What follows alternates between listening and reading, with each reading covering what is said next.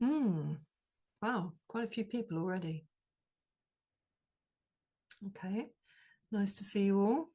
One face I recognize already. And I think Lizzie's going to let everybody in as you come along. So I'll just crack on. And just to say welcome and thank you for the opportunity to talk with you and to share some of my insights into autoimmune conditions and autism spectrum disorders, or as is more broadly understood as neurodiversity nowadays. Neurodiverse, I find such a broad umbrella at the moment. I find it a little bit difficult to discern which particular syndromes or which particular, personality disorders are involved in all that. So please give me a little bit of slack on that, so that just bear with me, let's say that, because I'm not quite sure what each of your situations are. So briefly, Lizzie did a fantastic job at summarizing my my background and my career, because I didn't give her a bio, but I'll just make a few minor corrections. One was that I've been in practice as a hypnopsychotherapist 25 years, and I've been a Buddhist for 40 plus years. And I was contemplating retirement until a video went out in May 24, which inundated me with inquiries and clients, and I have been snowed under for the last year and a half. It's starting to peter out a little bit, but the essential message that I gave on this video was that your ME or autoimmune conditions are all about suppressed and unacknowledged emotions that you've stored from your youngest years. And when I say store, the body stores these emotions for you. And then, of course, as you grow, you'll find that the body's more than happy to accept these emotions. They will swallow the emotions down. And whatever challenges you've got, you won't address them, because your survival mechanism is to swallow these emotions down. Now, I'm going to really expand on this as we go through the talk. So forgive me if I'm a little bit broad brush at the moment. But in my earliest years, when I was just qualified as a hypnopsychotherapist, I met one woman in particular who had ME, chronic fatigue, and she said to me, please don't try and treat my chronic fatigue, because I've been everywhere and nothing works. And being so, wet behind the ears and green to what it even was, I had no idea what chronic fatigue was in any detail. I said, not a problem, let's just work with whatever you present. And she presented with anxiety, a deep existential anxiety. And I realized that the anxiety wasn't just your average, where I feel a bit anxious about a new job, or I feel a bit anxious about, getting married or whatever. It was an anxiety that went right back to her childhood. And because it went back so far, it had kind of slipped under the radar. It had become part of her psychological profile, and she didn't question it. It was just how she was. But it was this anxiety that underpinned all of her symptoms. This existential fear of getting it wrong, wanting to get it right, wanting not to be seen to be, bad or unkind or ungenerous or whatever. We worked together for a few months, and she made massive steps forward. And I was very fortunate at the time as well to have a very friendly general practitioner, or MD as you call them in the US, who referred quite a number of people with chronic fatigue to me, because our health system here 25 years ago had no idea what it was. And in the last year and a half, I've experienced that, that is pretty endemic. That is everywhere. Most people don't understand what chronic fatigue is. They think it's just a bit of tiredness, it's nothing in particular, just get over it. But it's not, it's quite profound. And it is an indication of something that's been stored in the body. Now, what I noticed in those early years of working with these people with chronic fatigue and ME was that somewhere in the background there was an autistic family member, or somebody who was just not in touch with the needs of the children, usually the mother, just not in touch with the needs of the child, meaning that she would go and have extramarital affairs and leave the children in charge of the family, you know, the eldest in charge of the rest of the children, or her needs were more important than her children's needs. Or she was so angry and aggressive that if the child got something wrong, she would stamp it out. And there was this kind of like, I'm never good enough, I'm not good enough, I just can't get it right in the children. And so they learned to be very quiet and very silent. And if it wasn't the mother directly affecting the children, what you sometimes found was there was a very aggressive, demanding, autistic kind of father. And the mother's role, and I talk across the board here, I'm not talking culturally, or I'm not talking in any kind of context in terms to do with modern society, but sort of spiritually and inherently, the mother's role is really to protect the children. That's her role. The father's role should really be to protect the environment that the children grow in. And what often gets landed on the shoulders of women as well is if they don't protect their children from the abusive father, then they are also responsible. It's a really raw deal. Anyone here who's a mother knows how raw that deal is, you know, like you're kind of juggling so many balls all at once. It's very hard to get it right, especially when, you know, perhaps your economic and safety needs are not going to be met if you separate. So, you know, the compulsion is to stay in a relationship because it kind of, at least it's the devil you know. And I'm not advocating separation. I'm not advocating that, you know, you should leave. I'm not talking out. I'm going to look at solutions. I'm going to look at ways of you being able to stay in relationship while staying in relationship with yourself. Because the biggest thing we do when we're in relationship with people that can't really hear us is that we lose ourselves. We lose our own relationship with ourselves. And that is the most damaging thing we can do with us in relationship with somebody who can't see us clearly. So moving on, I just want to say I've got this talk in segments. So if you have questions, please put them in the chat as we go. And when I get a break, I will answer the questions as we go, because I think that's going to be the most efficient way of getting all these questions answered. All these questions, like you can't wait to press a button. So basically, you know, I went into practice in 2000, and I think it was 2000 actually, maybe 2001. So that was like 25 years or so ago, 24, 25 years ago. I was pretty fresh out of a marriage with a guy that I diagnosed as having Asperger's syndrome. I didn't know that categorically when I married him. It wasn't easy to detect. I thought perhaps this man was going to really look after me. But in retrospect, I could see that I was expecting somebody to save me. But as that relationship unfolded, it was very clear that my husband had no awareness or ability to understand what it was to be in relationship with somebody else, you know, a wife, a partner.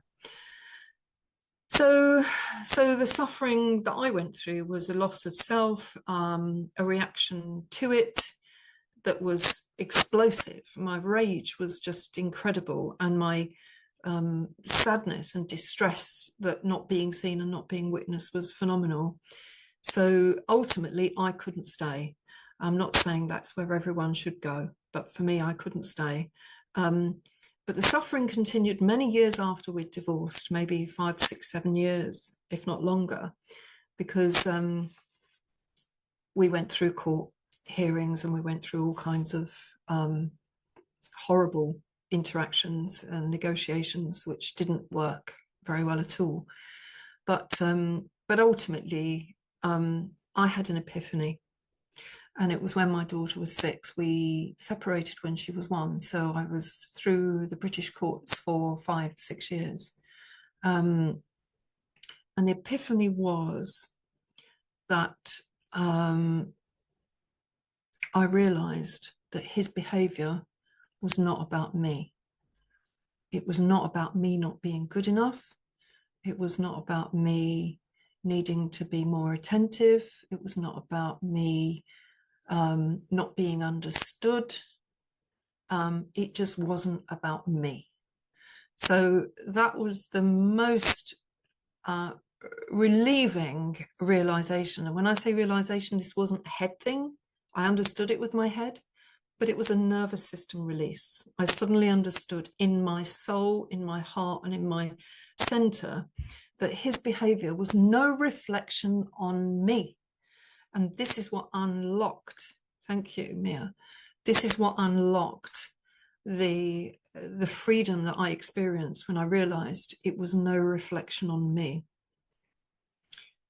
So that actually changed profoundly my relationship with him, because up to that point, he perceived me as being a very demanding, overbearing, emotionally dependent woman.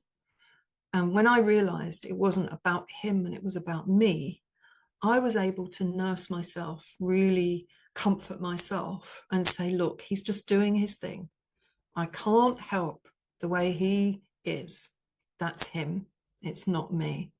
So it gave me such a sense of peace to come home. I use these words come home a lot. It gave me a huge sense of peace to come home and realize that his behavior was not as a result of me. And if you tracked back to my history and where I came from, you know, there was this kind of codependent responsibility that I had to take in my family for keeping the peace between my mother and father. And that if the peace wasn't taking place, then I felt I had to step in and fix it. And of course, it was never my responsibility. It should never have been given to me to take responsibility for.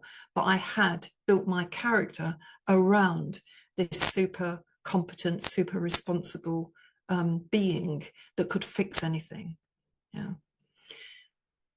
So, so that's a little bit about me and a little bit about my training and my experience, and the epiphany that I had to go through to come to terms with the choices I'd made and the fact that I'd chosen somebody who was perfect for my personal development. Now, this might be a bit of a curved ball for most of you. How can this person who's causing so much pain and upset be perfect for your development? And this is something I really want to explore in this call, because there's no question that you are in the best place. I know it sounds perverse, but I will go on to elaborate.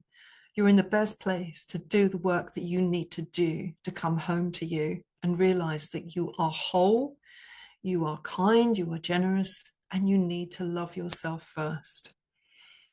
So, so if you've got questions, drop them in the chat. But while I'm doing that, I just want to share my screen. It's a little bit of a, what would you call it? A bit of a meme. I don't know if anybody knows Jimmy on relationships, but he's quite a card, really. He's quite a fun, well, he's, let me see if I can do, let me do content only. Here we go. Share. I think this is the screen. Give me a moment. Yeah, I think this is the one. So this is not meant to push you further down the hole, but you can probably see when givers burn out, this is very fast tracked and fast paced, but it's actually quite amusing. And I want you to focus carefully on what he says. And if you can relate to it, can you give me a thumbs up? or a heart or whatever it is you want to put across your screen. Just see if you relate to this. It should play now. All right, welcome to How to Exhaust a Giver. If you're looking for your partner to completely burn out from doing all the work in your relationship, you're in the right place. Who wants to start us off? We could take everything they do for granted. It's a great start. And remember, unexpressed appreciation will be interpreted as rejection anyways. So even if you are grateful, just keep it to yourself. We could just flat out refuse to reciprocate the effort and attention they're putting in. 100%. If we want them to burn out, our goal is for them to feel neglected. And when they bring up the fact that they feel neglected and they talk to us about their needs, we could dismiss and invalidate them, take it as an attack, get defensive, that kind of stuff. That's an excellent point. We really need them to feel like they're carrying all the emotional labor of the relationship. That's good. So they need to walk on eggshells not to upset us. They need to be the only ones concerned with prioritizing and protecting the connection in the relationship, right? They need to repair all the arguments. They need to plan the dates, all that stuff. So correct me if I'm wrong here, but they need to feel like if they don't overfunction, the entire relationship would fall apart. Exactly. So they essentially become exhausted and burn out from being the manager and planner and executor of all the mental load of the relationship. You got it. That's so interesting because I've essentially stopped listening to my wife unless she yells at me. Do you think eventually she'll just stop bothering me? Unfortunately, the divorce will come out of nowhere. Just couldn't have been predicted. I don't know what more you could have done. So even though I have a good man who bends over backwards to make me happy, I act like it will never be enough because I'm so discontent within myself.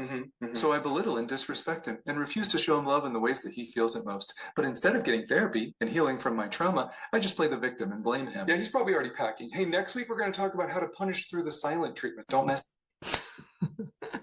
Okay. Can anyone here relate to that? I mean, just give me a thumbs up. Just send something across your screen if you can. And I'm only setting the scene. I'm not saying this is how it has to be. But please do, yeah, Diana, thank you. Yes, yeah, okay. So it relates. Yes, thank you, Topeka. Yeah, okay. Yeah, amazing. Yes, thank you, Patty. Thank you, Tracy. Yes, amazing. These things are, yeah, parental dynamic, absolutely. So these things are really quite, and I know it's all about communication, but unfortunately, we're not given any lessons in that. And the neurodiverse person, husband, does not see, does not understand, because they also not only have potentially a genetic or neurological issue, they also have a parenting issue. And that's what I want to explore. So the background of people with ME chronic fatigue, because that is my specialty, or superachieving women, is often that the parents can be on the spectrum, usually mum more than dad, although dad can also be on the spectrum. So mothers can be neglectful, punishing, their emotions are more important than yours. You have to learn to be the caregiver because your mother's not emotionally stable enough to do it herself. She has too many children. She can't look after them all equally. The eldest gets the load. There are so many possibilities that might happen in the early family life, but essentially mother's not available. And the children, or the girls generally, tend to step in as the caregivers. Or you might find there's alcohol or drugs in the extended family, often in the mother or the father side. Sometimes there's chaos, like you've got ADHD chaos going on around you, like it's just impossible to plan anything or achieve anything. And unfortunately, the children that are clear-sighted and can see what's going on become the caregivers. They become the ones that take the responsibility of what's going on. Now, that's the dysfunctional, sort of overbearing, emotionally unavailable end of the spectrum. But the other end of the spectrum are high achieving parents with very high expectations of children. Maybe the children can only earn love when they're doing the right thing or achieving the goals that they want. One of the things that, often comes up is,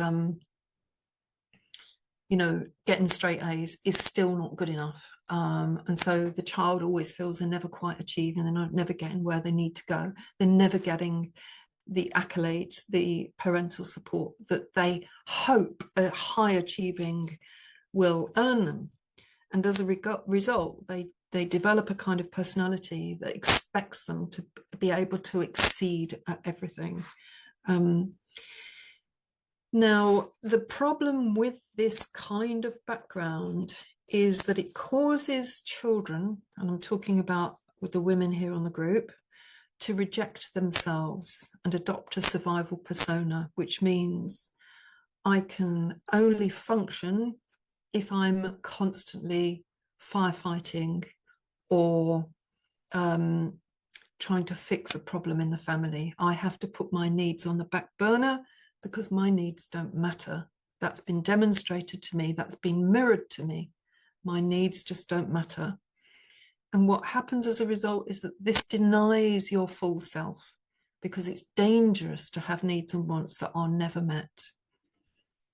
As a result, the child packs away these needs as a wound and knows it can never have a voice. So it suffocates its own voice. The child suffocates its voice because it has become so externally referenced and so dependent on external validation that, you know, anything that might disrupt that external validation is completely unacceptable.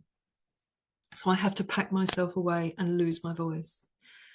However, in later life, when you grow up and you become teenagers and in your 20s and you're looking for partners in life, the stunted self seeks wholeness and it attracts the part that is missing from its family dynamic. It's almost like it wants to reconstitute itself because it's familiar. And the reconstitution will be with equally unavailable partners in life,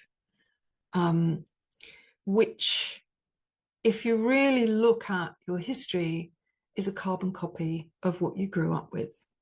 It's familiar, even if painful. And there's this delusion or illusion that maybe this time I can get my needs met with this person. This will prove that I'm worth something if this person can love me. I'm going to ask you right now, if you can write down, you can keep this private, nobody needs to know, 5 adjectives that describe your childhood context. So you can do that now. It might be kind, it might be ambitious, it might be neglectful or hostile or aggressive or distant or loving, whatever the adjectives are, because it can be a mix of different things, which can be equally confusing. So see if you can just jot down 5 adjectives that might describe you, your family background. And I'll go into why I want you to do that in a moment. But, you know, with this kind of background of, it's almost like Wonder Woman, you know, we become Wonder Women. We have to fix everything. And I can do it because I did it in my family of origin, or I tried my best, even if it wasn't perfect, but this time I'm going to get it right. And as a result, you become a woman of great, what's the word? Tenacity, great breadth of character. You can shoulder almost anything because you've shouldered so much already. And as a result, you team up with somebody who's that missing part in your partnership. And you believe that you may well be able to rescue this person so that they can love you properly, just how you were never loved as a child. Now, the book that really transformed my life when I was 29 was Women Who Love Too Much. Now, it was about the alcoholic family. There was alcohol in my family, but it wasn't extreme. But that didn't really matter. The message was I'd had to sacrifice myself to make sure that my family stayed in some kind of stasis. And the Women Who Love Too Much book is all about loving too much at the cost of your own sanity and well-being. And paradoxically, the more you try, the further away the required result appears to be, you know. and despite the amount of devotion and intensity that you might put into your relationships. And this is absolutely heartbreaking work. And as you know, the reason is because I've done it myself. I know how it feels to be in that situation. I'm not saying you can't ever manage something that is of this ilk, but I think, as I said at the beginning, you know, every man with a neurodiverse character has a different way of being. Some men withdraw and become silent. Some men beat their chests and try and, you know, dominate. Unfortunately, my ex-husband rather, was very critical and damning of me. And it just brought into all of my fears that I wasn't good enough. Unfortunately for me, I unfortunately, well, in the world of marriage, obviously it was unfortunate, but for me, I had to leave. It didn't speak to me at that level. Let me just take a moment.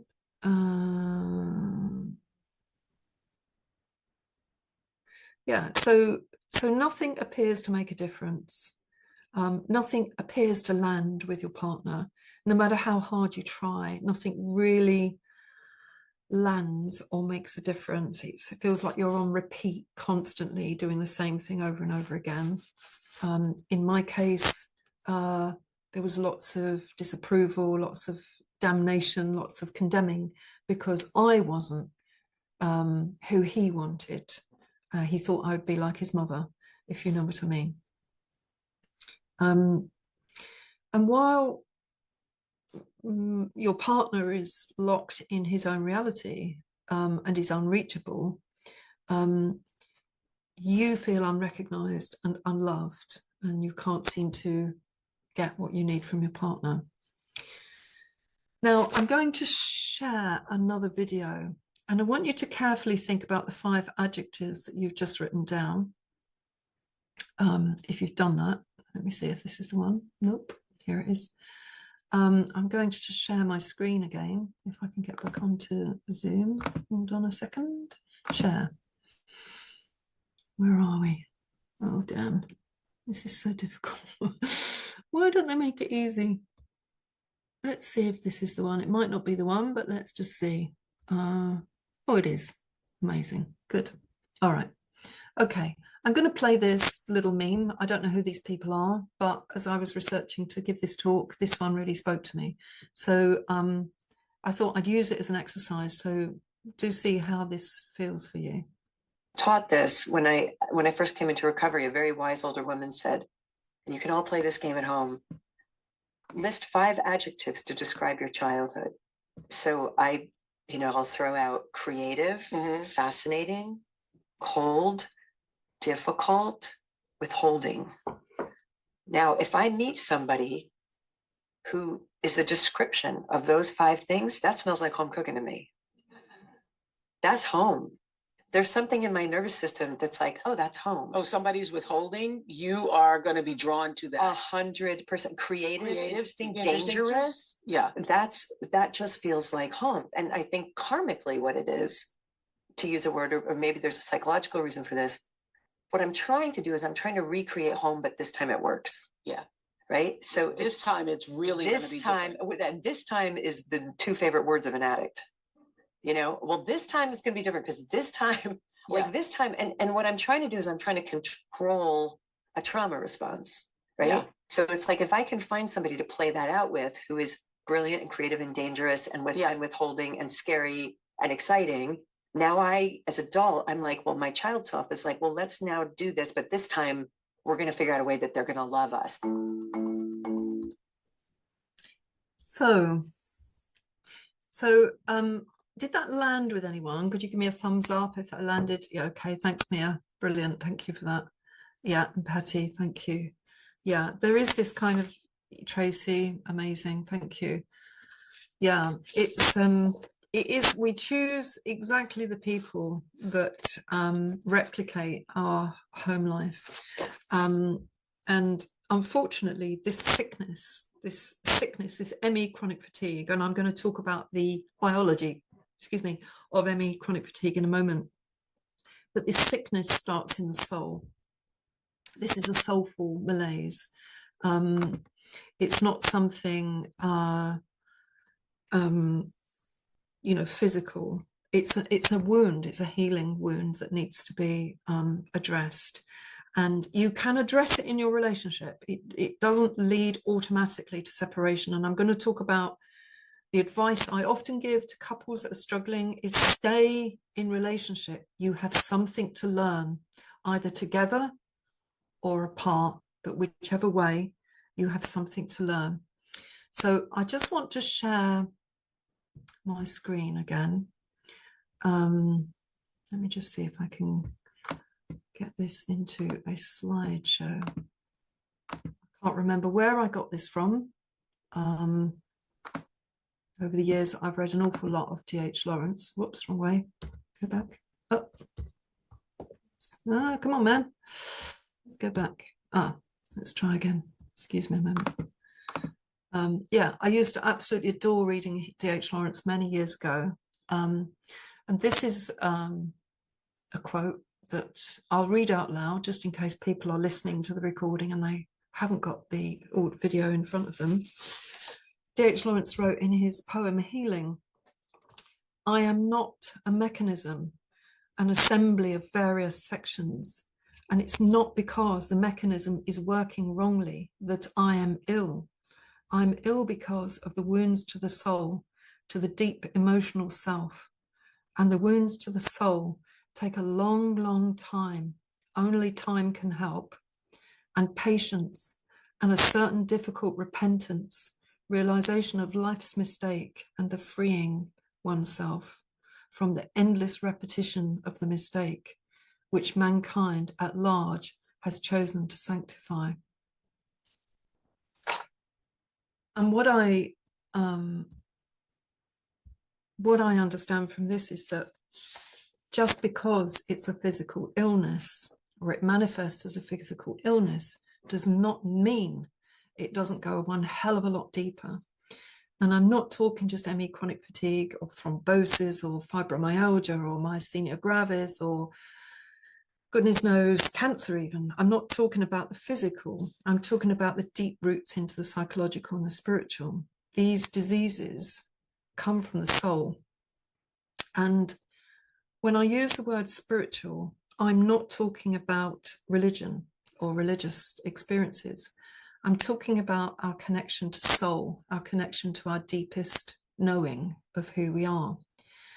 And the reason I call it a spiritual disease or a spiritual dislocation is because we've really lost what it means to be truly ourselves, because we're just really trying to fulfill the needs and wants of other people without really honoring and recognizing who we are.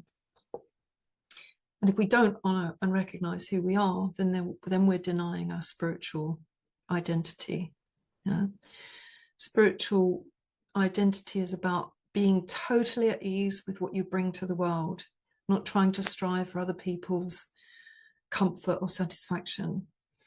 And the paradox is when you're at peace with you, you are so much more useful to other people. I often use this example of, there's two examples I use. One is if you're in the center of the potter's wheel, if you can imagine you're in the center, then if you're in the center, the world goes around you. If you're on the edges of the potter's wheel, then you are going to expend the most humongous amount of energy trying to keep that pot on the wheel. And that is precisely what people with ME chronic fatigue and autoimmune conditions tend to do.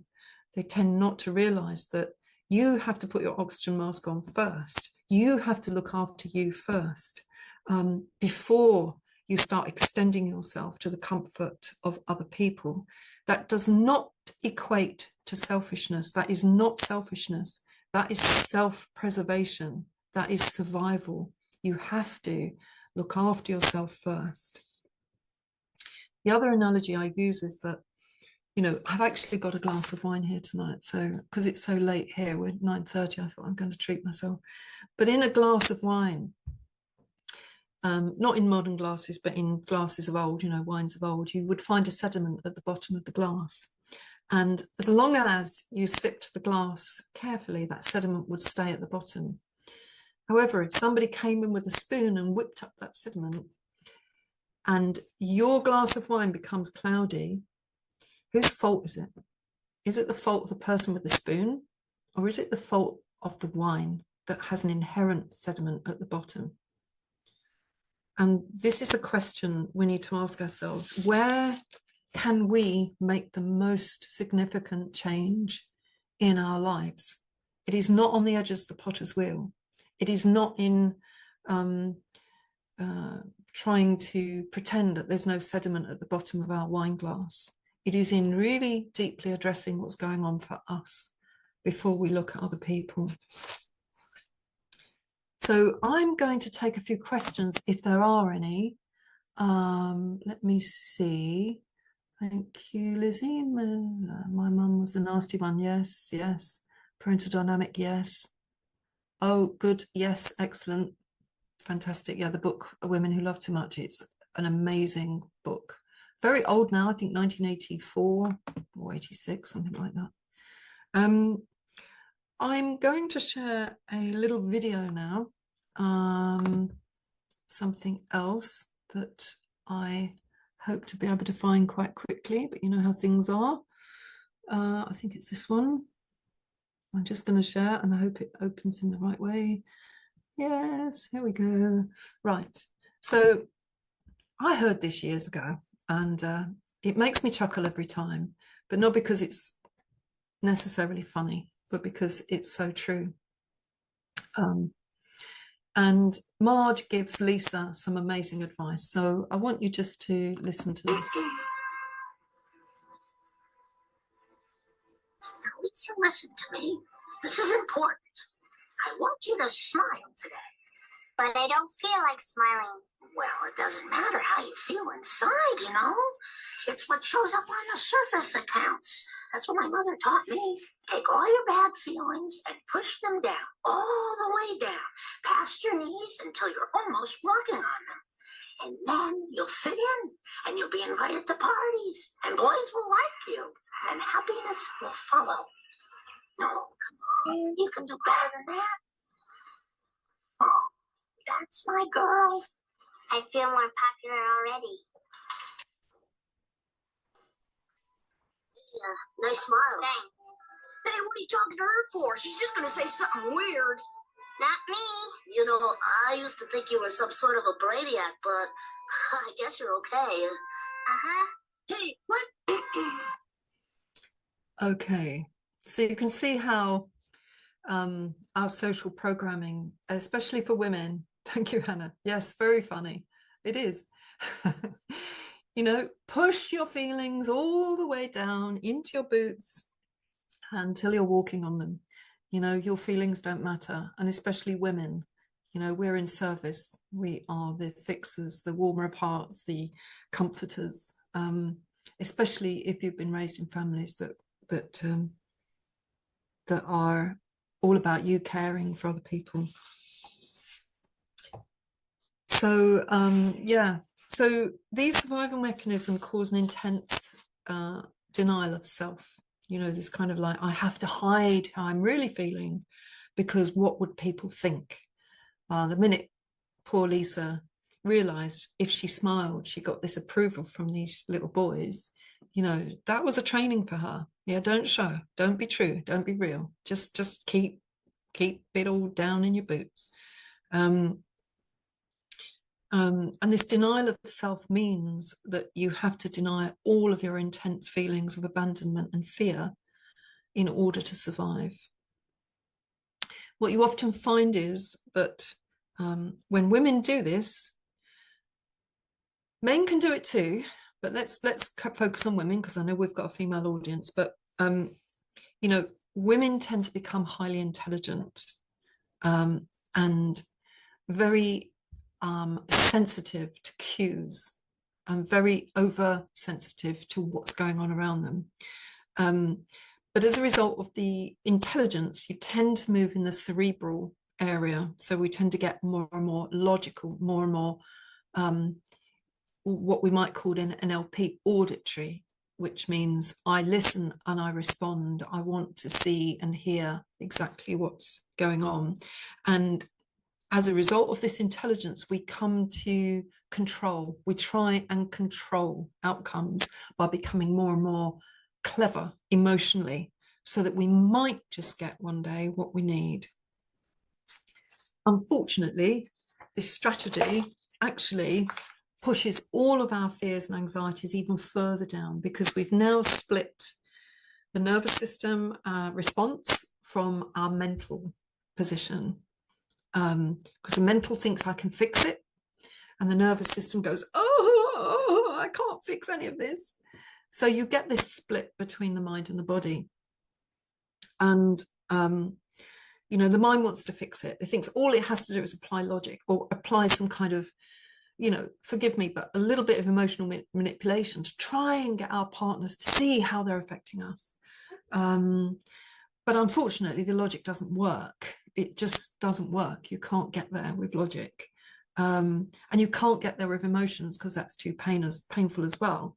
So what happens to those emotions? What happens to that pain? It tends to go into the body. Just because we don't acknowledge it doesn't mean it's not there. It will actually reside even more deeply in the body.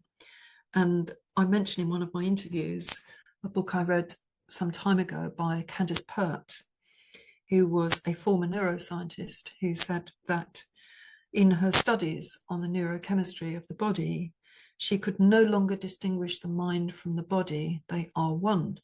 And the reason for that was because neuropeptides and neurotransmitters that are produced in times of stress actually occur in every receptor in the body. So what happens emotionally goes into the body, what happens mentally goes into the body. Whatever we perceive becomes our reality, and it starts to dictate our own biology. So unfortunately, in modern medicine with ME chronic fatigue, there has been this kind of what I would call an artificial distinction between various ologies and isms around the body. And, you know, not for one moment do the medics really, certainly more now than ever before, relate one system of the body to another. And yet the systems, we are one, the systems are interrelated. If one part of our body feels something, then all of our being, our soul, will be suffering with something. So this kind of separation of mind and body has led to further complexity and further confusion, because many years ago it was understood, you know, like 100, 150, 200 years ago, it was understood that the mind and body were one. You know, the whole medicine model at the time was treating the whole person. It was only until I think Rockefeller took over medicine in early 1900s, that there started to be this profound split between the mind and the body. And there is no strand of medicine that actually integrates all of these elements of the mind and the body. The closest we can get to it is PNI, psychoneuroimmunology, which brings together the strands of psychology, neurology, and immunology. And but it's a very poorly funded discipline, because it spans 3 specialities. And if it is not of value to Big Pharma, it tends to not receive much funding. And unfortunately, with ME chronic fatigue, there is no magic pill, because, as I've said before, I believe ME chronic fatigue is a disease of the soul, is a spiritual dislocation from self, mind and body not working together. And there is no scientific paradigm for that at all. So, so moving on to the scientific evidence, let me just see what's in the chat. Have we got anybody there asking more questions? I'm diagnosed with ME and Yeah. Yeah, okay. I'm diagnosed with ME chronic fatigue, and my parents were both narcissistic and absent, absolutely. I do find myself in what you're talking about, upbringing situations. It seems like there are quite a lot of folks diagnosed with ME CFS who are neurodivergent as well. What are your thoughts on that? Yes, there are. But what does neurodivergent mean? You see, this is where I get a little bit frustrated with these terminologies, because if we really want to drill down into neurodivergence, every single human being on the planet is different. Okay, so what does neurodivergence mean? Is it genetic, or is it environmental? Is it epigenetic? We just don't really know. We don't have the wisdom to really understand what neurodivergence really is. It's a convenient catch-all term, as I said earlier on, for anomalies that hurt other people. But what does it really mean? And I would say, and I say this a lot in my courses and that I run with people with chronic fatigue, and the one-to-ones that I do with various people, is that there is something uniquely special about all of us. And I would hate to call that neurodivergence. Yeah. Now, so I'm tied between the idea that yes, there might be some ADD, ADHD, autism in people with ME chronic fatigue, but is that actually environmental? Have you learned to become distracted in an ADHD way or an ADD way because there was nobody giving you the love and support that you needed? Did you become so distracted because there was no safe place for you and you had to keep looking out, watching out? Was it because what is autism either? Is it an extreme self-obsession in the sense of, I can only really look after, I don't know how to empathize with other people, or is it born of some environmental thing? And so this is where I'm prepared to question all diagnoses, because we have to bear in mind that diagnosis is really just, I'm going to say it, a lazy way of separating people from others. You might find a diagnosis really helpful, especially if you're looking for answers that don't include you. So if your husband or partner has autism or is diagnosed with autism, it might be quite comforting for you to think, oh, it's not me. Oh, that's great. That's great. If that helps you, that's fantastic. But what if your partner or husband is on the spectrum, not only because of his neurology, but because he was abandoned as a child, because his mother was very, very overbearing with him, because his father's level of perfection was unattainable for him, and he's failing and he doesn't know how to measure himself against anyone. And every time he turns to his wife or his partner or a woman or anyone in his life, he expects condemnation. So he just closes down. He can't cope with it. His neurology isn't receptive to that. So so yes, there are people on the yeah. Okay, thank you, Mia. You're with me. Yeah. So I won't labor it too much, but I hope everyone here gets what I'm talking about. It's very hard to know really what's going on. Whenever I'm treating somebody, I've got a couple of people with me that claim they're autistic. I find them absolutely a delight to work with, an absolute inspiration, because they see things so clearly. Now, they may not be having the kind of relational issues that you are having, or they may not be in a relationship in the way that you're experiencing them. And I'm not sort of saying it can't be damaging, but if you are awake and aware of your own stuff and your own needs and your own wants, then you know how much you can and can't expect from your autistic husband or partner. And yeah. So really it still all comes down to us. It still comes down to us. How do we reach deeply into our heart and really find our unique presence, and exactly who we are in this place. Tammy, you've previously spoken about the prevalence of narcissism in families of people with chronic fatigue as well. I'm wondering if there's any convergence there. Have you seen both together, or do you see them separately? Do I see narcissism in the families as a convergence between? Yes, absolutely, convergence. So I'm trying to understand your question. So what you're saying is, do I see narcissism in extended family members with a presentation of ME, chronic fatigue in the children? If that's what you're asking, absolutely, 200%. Yes, and as you probably know, sometimes it's difficult to distinguish between autism and narcissism because there is an overlap there. But let's do away with labels for a minute and let's just see what actually goes on in the family.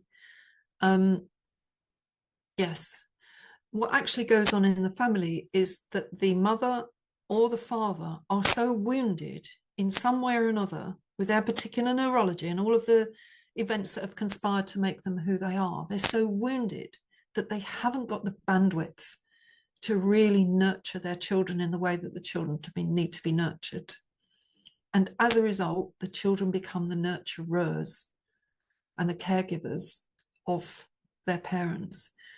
So yes, absolutely, there is a convergence of so-called narcissism, autism, ADHD, or whatever psychological category in families of people with ME, chronic fatigue. And thank you, Tammy. Yeah, that makes sense. Yeah. Okay. Yeah. So it's basically the children's needs are never really seen, and the children become in service to the adult. I'm sure many of you can relate to that. I certainly can in my life. So I'm going to move on now. What time are we? 8 o'clock nearly. I'm going to move on to some of the sparse kind of theoretical science for the development of chronic fatigue syndrome, or which is my specialty, or autoimmune conditions. And I want to share my screen. Let me see if I can just pull up the page first before I share. Hold on a moment. Right, to share screen. There we go. Share. Let's move you down a bit. Okay. Slideshow. Oh, it's not letting me go. Why not? Slideshow. Oh, it's well, anyway, you can see it. I gather you can see that. Okay. So when I was doing my research, probably 20 years ago, because at the time I had these clients through that were presenting with ME chronic fatigue, and I had no clue what was going on. I got quite a glut of clients or patients through from the local doctors who didn't know what to do with their chronic fatigue patients, and I decided there was such a big gap in our knowledge that I really should, after many months, if not a couple of years, of real study of what was going on, I should train my colleagues in how to identify and how to treat this problem. And I came across this general adaptation syndrome by Hans Selye. I think Hans Selye was a 1920s, maybe 1930s kind of guy, and he came up with this model.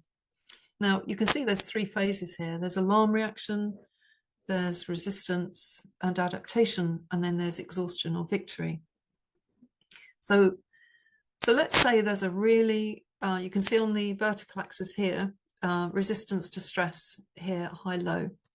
So when there's a high stress stressor in the environment, the body would normally respond to it, deal with it, and then the level would come back to base. Okay, our stress would come back to base. Unfortunately, when we live through a lot of stress, it never returns to base, so it stays high. And in this high state of hyperarousal and hyperstress, we activate a certain number of coping strategies. And this becomes our baseline, our homeostasis. What happens over a period of time, usually, I don't know if you can see my cursor, but I'll put it where it is and I can talk about it as we go. Usually at this point where the yellow meets the green, where this red line crosses the green and the yellow, often with the presentation of ME chronic fatigue, there's an extreme stressor. So it might be a death in the family, a divorce, a disease of some sort, a shock, a sudden shock, a car crash, it could be anything. And this literally pushes the person over into burnout and exhaustion.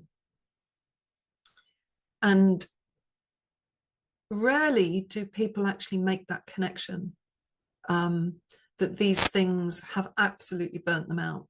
But what's been happening is that the nervous system has been working at such a high level of stress for such a long time, it's not aware. It becomes a baseline. It's just how things are. So when the straw hits the camel's back, then, you know, the whole system fails. And this is the problem with chronic fatigue syndrome, is that stress levels can stay so high for such a long time that you're not aware that you're even stressed. It feels stressful, but the level of stress you're experiencing isn't clear until you get this extra stressor. The problem with chronic fatigue is that a lot of our effectiveness, I was going to say self-esteem, but it's not really self-esteem, our effectiveness as people is tied up to our doing. As long as we're doing, we are achieving something. Now, what happens when you go into stress response and you come into burnout? You can't do anymore. So this is where we get caught in a cycle of, I can't do anymore. I'm not good enough. I'm stressed because I'm not good enough. I can't do anymore. I'm stressed because I can't do enough.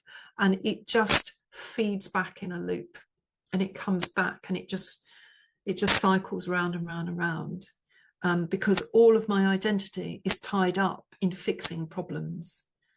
And I can no longer fix this problem because I have no energy. I cannot do this. My system is failing. I have numbness. I have dizzy spells. I can't stand up. I can't focus. I have brain fog, blah, blah, blah. And this is basically because we've lived in a state of stress for such a long time that the body just says, I'm checking out, man. I'm not doing this anymore. So I'm going to stop share. Obviously, on the replay, you can stay looking at that if you want, but I'll stop share there. If anyone's got any questions, do please put them in the chat. But basically, what is stress? What is stress? Okay. Now, stress is the gap between how you want things to be and how they are. Yeah. And if things are how they are and you don't want them to be like that, you are going to strive to get them how you want them to be. However, in this situation you might find yourself in with a neurodivergent or autistic partner, no matter how much you try, you still don't get your needs met. So the stress gap gets further and further apart. And what happens then is the body goes into survival mode, and, you know, it creates a nervous system dysregulation because you're in your survival persona that you developed from childhood, but your partner is retriggering it all of the time. So it's quite a challenge, you know, once it gets to that stage, it's quite a challenge, because how do you bring yourself back from the brink? How do you really bring yourself home from that very dysfunctional way of perceiving what is going on in your world? When I did my course, when I developed my course for training my colleagues, I wrote a course manual and published it and sold it, which I do still have available broadly. It's probably not for your average person. It's more directed at therapists, but some people have bought it off me just because, you know, it might give them some clues.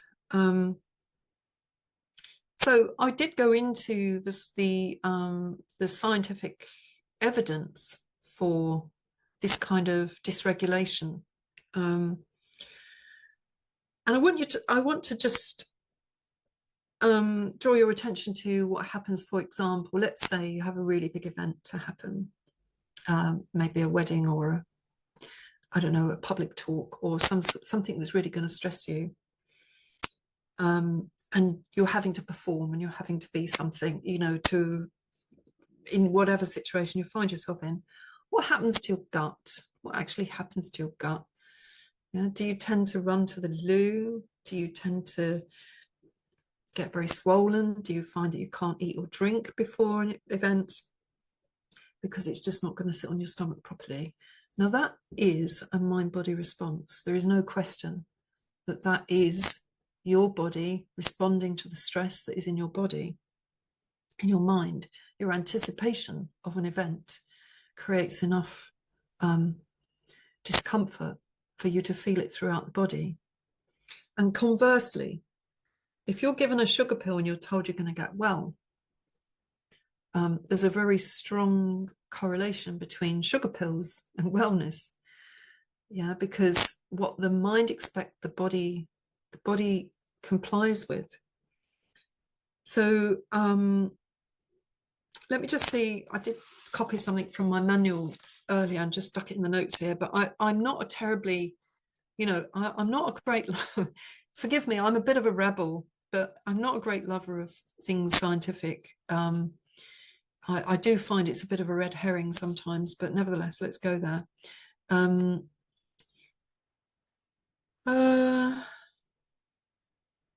Okay, so conditions like coronary heart disease, hypertension, ulcers, asthma, skin rashes, and chronic headaches can all occur in the absence of stress, but are aggravated by it. This is, I think she was a female called Carlson. I might be wrong. Also, prolonged exposure to stress hormones increase blood pressure, damage muscle tissue, inhibit growth, and inhibit inflammatory response and suppress immunity. So there is no question that stress causes an impact on the body. And somebody else, Zuga, says studies have shown that ulcers heal more slowly in anxious people. And we all know the effect of touch and how healing touch can be. Just a hug or a kind hand on your shoulder can literally shed a huge burden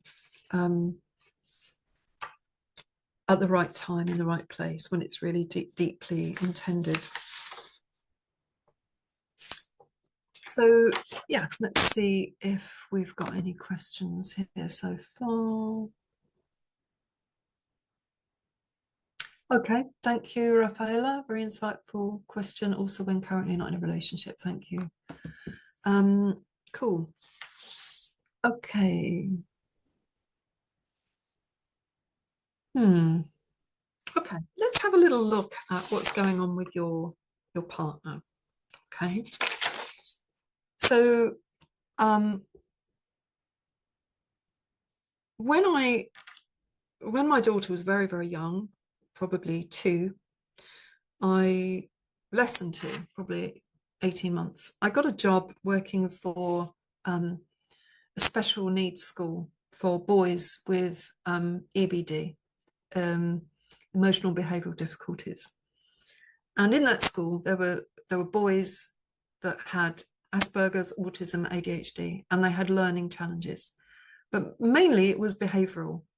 And when I got to know the boys and the teachers that I worked with were also aware that a lot of these children had profound challenges in their family of origin, and they were literally just acting out.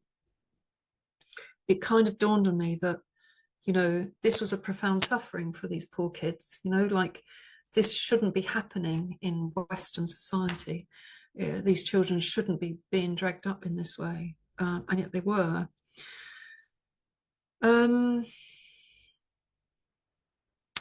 And where was I going to go with that? I've kind of digressed a little bit. Oh, that's right. I remember I was going to go. So as a result, it was very, I was very, very young. I wasn't in practice as a psychotherapist. I was still about 8, 9, 10 years away from being a psychotherapist. But as a result, I started really studying the autistic spectrum, and I wanted to know what was going on. And I suddenly understood that some of these boys were born this way, but some of these boys were sensitized by really bad parenting. And what I noticed as well, when I eventually teamed up with other women, because I ended up in the National Autistic Society in London. It was very, very marginal at the time. It was very, very, almost unrecognized. We're talking 27, 28 years ago. I ended up in a meeting in London with women who were married to men with Asperger's. And I met women in this group, and I thought my autistic husband, ex-husband, was what autism was all about. And then I met women there who had silent autistic partners who just could not engage. I met women who had academics as partners who were so into their special project, special interest, that there was no room for anything else. And I remember one lady from Cambridge who had a very, very augmented, husband, very acclaimed academic in Cambridge University, and she had thrombosis. She literally had pain in her legs. She was unwell, deeply unwell. But the one thing we all kind of noticed was that some of our husbands, it seemed to be a higher level of them than in your average population, seem to have come from adopted families. They were adopted into families. And this made me question how much of their autistic spectrum was the separation from their birth parents, and how much was the birth parent being so, the birth mother being so autistic that she didn't know how to look after her autistic son. It was a question I couldn't really answer, but it was a pattern that I noticed, that a lot of the men seemed to be adopted. And, and I noticed in my particular partnership, his mother was his adoptive mother, and she was very punishing with him, very down on him, because he wasn't the perfect son that she wanted. And she was very punishing of who he was.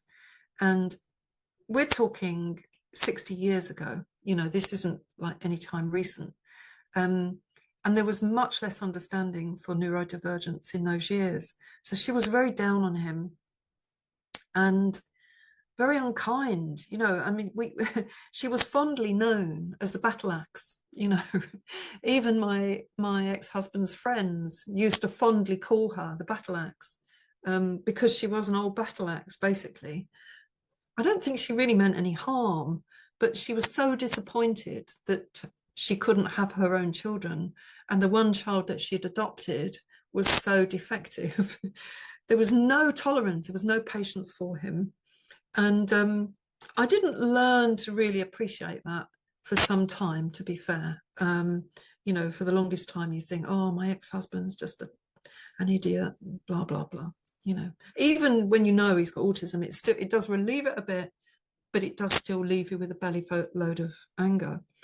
But what I noticed was that you'll often find in the background of people with autism, either a very damning mother, or sometimes a father who's completely unattainable. The level of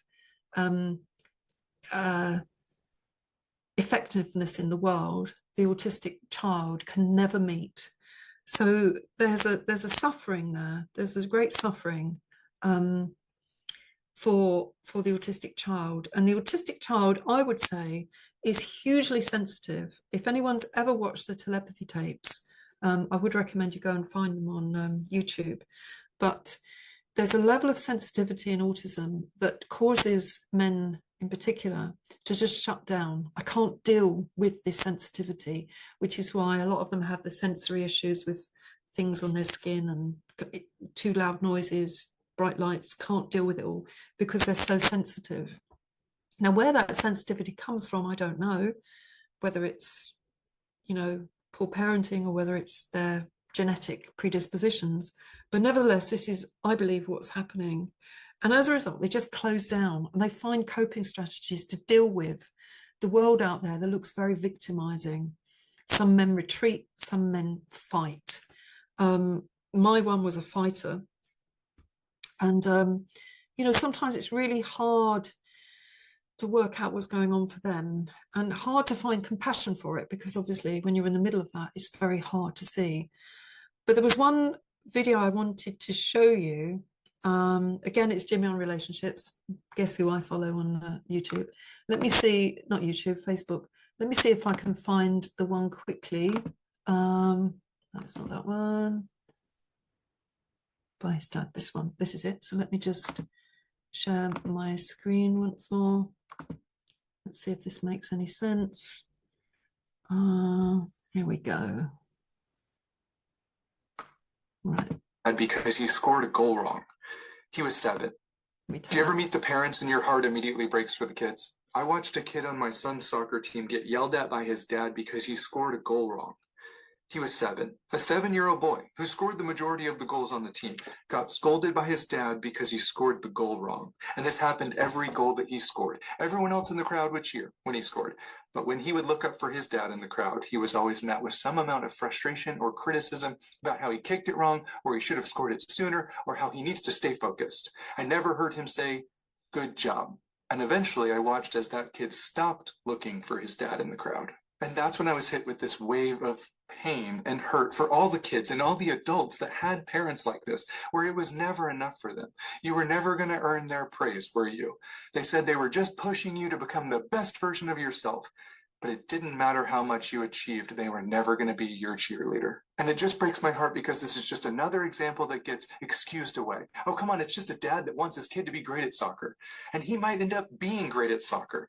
But whatever was gained in skill will be lost in connection and relationship. And that little boy will grow up having no idea why he feels so numb or angry or unlovable, why he doesn't trust love.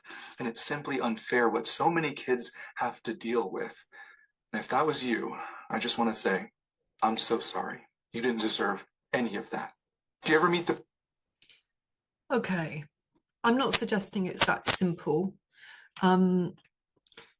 Because there are lots of other facets to autism, but it's a broad brush idea of how children are parented and what they expect out of life afterwards.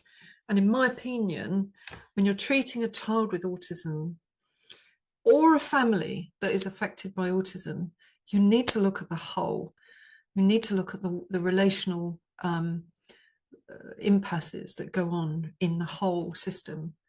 So, and I'm going to talk briefly about 2 children that I've treated recently. Let me just see. There's a statement in the chat here. I don't know what it said so far, but I'll read it out. My ASD husband was raised in a significantly dysfunctional family of origin. I do recognise this as a major factor in my husband's emotional dysregulation and lack of proper mentoring toward interrelational skills. Yet my decades of honest, compassionate insights and offers to partner in practicing skills with him have been met with a literally addictive response of childish dependency and opposition to learning anything new. It is sad that he was not trained towards success in learning new skills, but I cannot continue past 34 years toward my own demise due to the physical damages to myself in my aging years. Yes, absolutely. Thank you for sharing that, Sharon. It is sometimes impossible. It is tragic. There is no knowing at what point your healing may have affected his, because we want our partners to be something for us. absolutely, and they should be in a healthy system. But unfortunately, most families, not just autistic families, but most families are not healthy systemically. There is codependency and need and unmet desire and unmet wants and unmet wishes. And most families just struggle through. The minute one person decides to heal from the trauma of their childhood and really embrace themselves, this has massive knock-on effects for their partner. Now, I'm not suggesting, Sharon, that you've done anything wrong. Forgive me, I'm not saying that. But I'm saying there is no knowing what might have happened, because in some ways we're still waiting for them to turn up, to show up and be the person that we need them to be. And they may never do that. So either we have to resign ourselves to that and just carry on as we are, or go on our own healing journey and really come home to who we think we are, who we are. And Sharon, as a mother to 3 males on the spectrum, I provided far more relationship community skills materials who are now adults. And I suspect they're doing really well now that you've shown them how to do that. So congratulations, I'm sure. And also the times that we live in, I think there is more support, more understanding and more relational depth to treating people with autistic spectrum disorders. So congratulations, but it is hard, and I absolutely sympathise with that. I know how hard it is. I had to leave mine 3 years. It was the longest 3 years of my life. So I wanted to talk about a boy and a girl with ME chronic fatigue. I had a 12-year-old who was brought to me 20 odd years ago with chronic fatigue. Now, his chronic fatigue was so bad, he was in a wheelchair. He had no voice, literally could not speak. He had no voice. And his mother brought him to me in this wheelchair, and she sat him in my therapy room at the time. And he wouldn't speak. I'm going to sort of try and demonstrate how he was like leaning into her like this, like a little tiny waif of a child, leaning into her as though he couldn't possibly speak without her. And he couldn't speak, he had no voice. He was under the Children's Hospital in London. I forget it at the moment. He was under the Children's Hospital in London, who were giving him all the wrong foods and all the wrong treatments. But, you know, and they had told the mother, if you take this boy anywhere else, we will strike him off our books. And so she was really scared to bring him to me. But she did. She brought him to me. And during our first session, I understood that the mother had just been divorced recently from her husband, his father. She had other children with the same man, but she was deeply, deeply disappointed by the father because he'd found another woman and left the home. She was so wounded by it. And unconsciously, totally, there was no malice here. The boy, whose name I forget, had become the evidence of her grief. The boy had become the evidence. See, look what you've done to us. My child is ill now. Now, she had no clue what was going on. So I saw the boy on his own. Thank you, Great Ormond Street.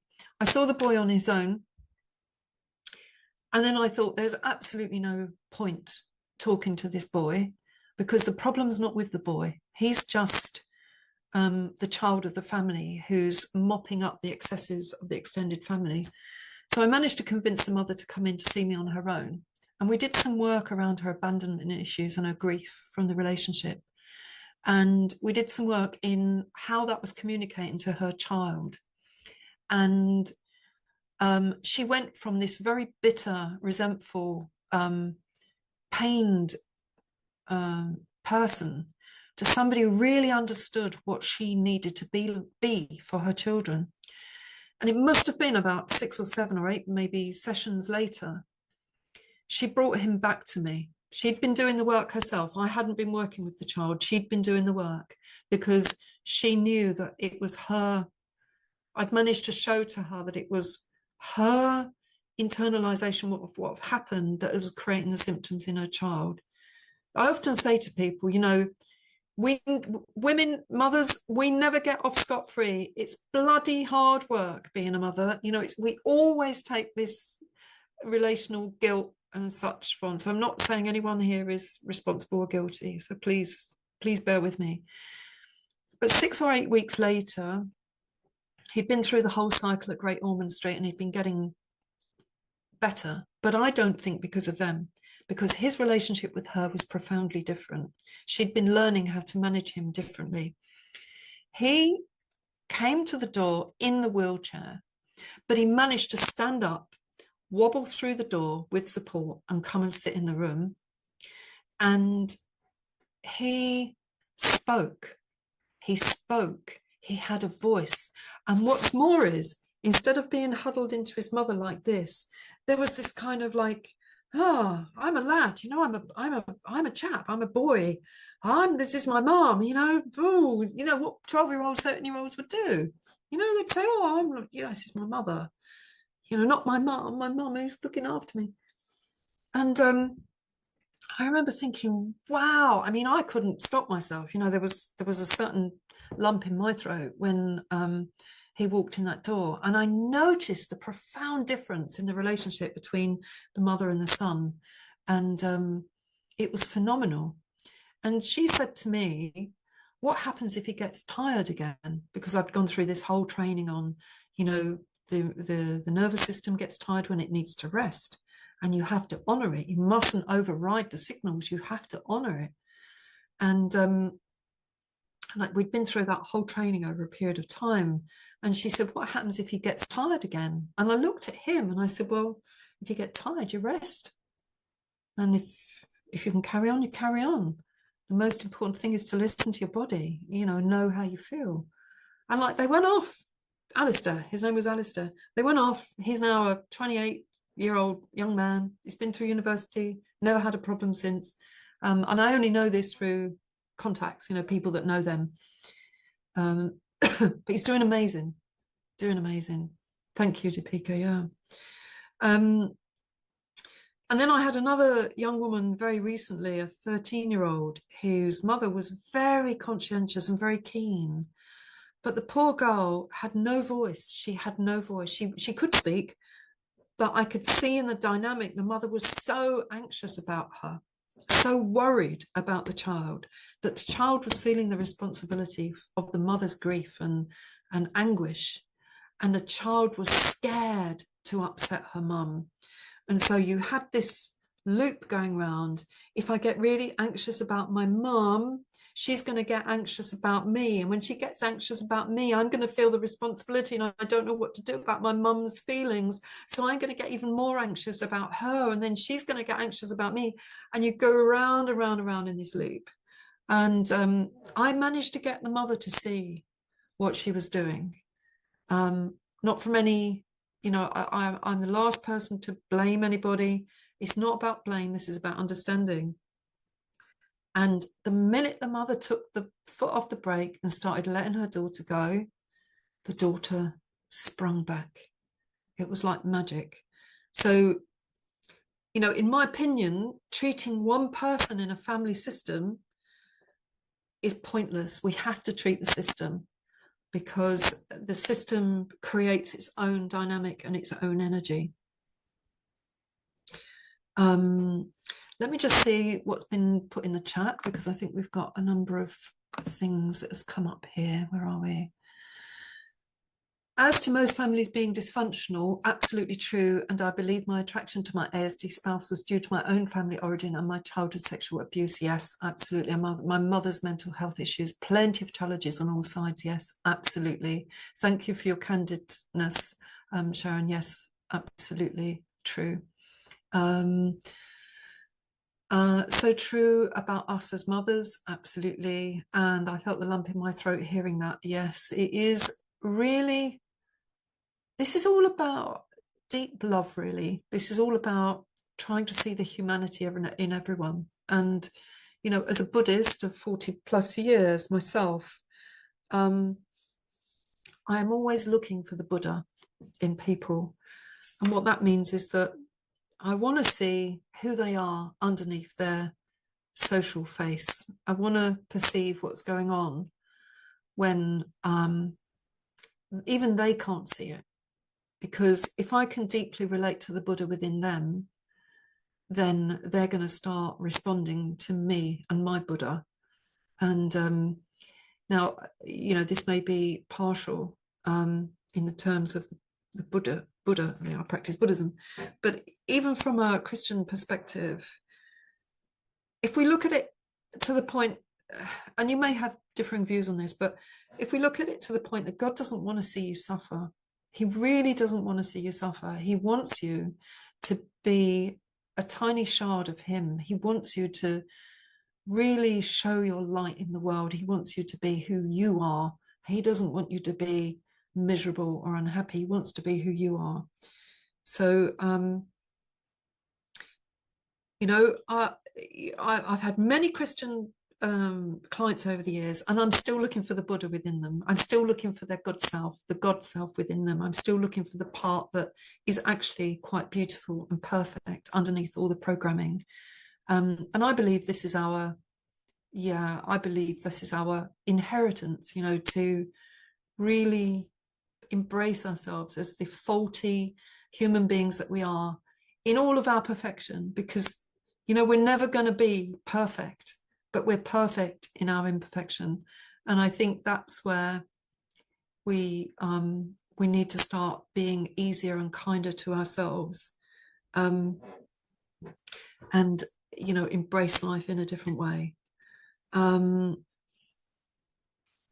Yeah. So I know from the chat that some of you have lost the plot at times. And, you know, you're managing so much. And just to lighten it up a little bit, I found a little meme. In fact, my colleague Jackie, who's on the call, hi Jack, found a little meme, and I thought I've got to share it because it's just a little bit of a laugh, really. And it lightens it up. So let me just see. Excuse me just a minute. I'm just going to try and find the page. Where is it? There it is. Okay, and let me just see if I can share this one. Oh, I think it's this one. Here we go. Right, this might make you giggle a little bit.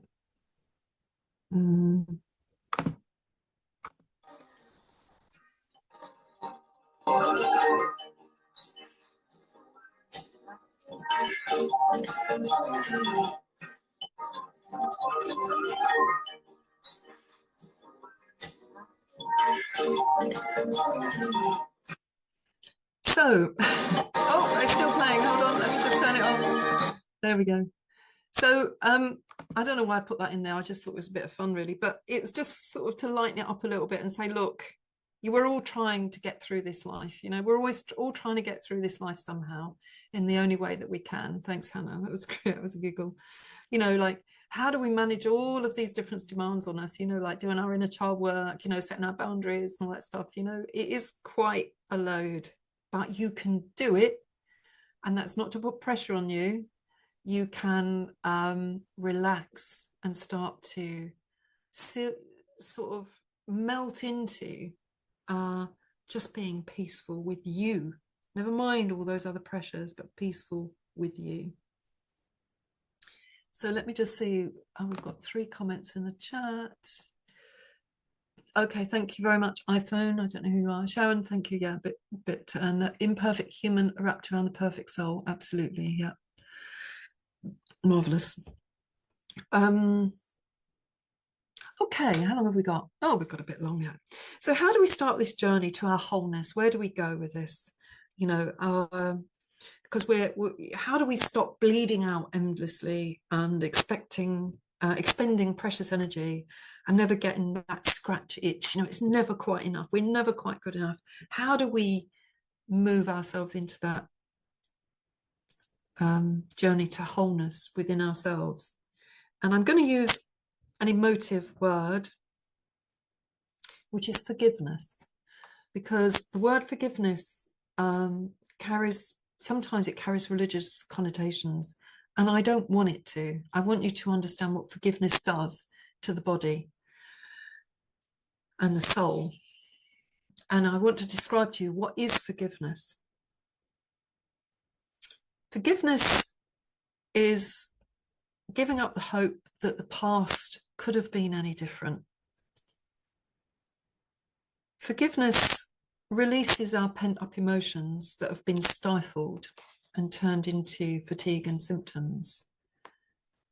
Releasing our pent-up emotions, not on somebody, but to ourselves, acknowledging just how unique and amazing and perfect and special we are, regardless of what anyone else says, that we're not moved off center, we're not sat on the edge of the potter's wheel or blaming the sediment in the wine for how we're feeling.